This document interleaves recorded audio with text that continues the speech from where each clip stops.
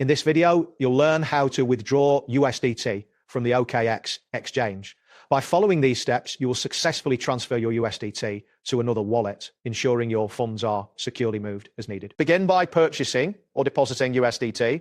To do this, locate the top menu of the OKX interface and click on the option labeled Buy Crypto.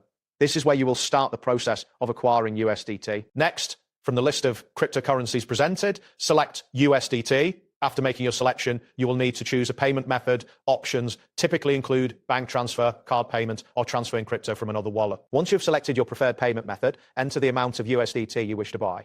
After entering this information, confirm the transaction. Upon successful completion, you will see the USDT reflected in your assets or crypto balances section. Now that you have USDT in your account, the next step is to withdraw it. Click on the withdraw option, which should be clearly visible in your account dashboard. This action will lead you to the withdrawal interface. In the withdrawal section, paste the recipient wallet address where you want to send your USDT. Make sure to double check this address for accuracy, as sending to an incorrect address can result in loss of funds. After entering the wallet address, choose the appropriate network for the transaction, such as ERC20, TRC20 or BSC.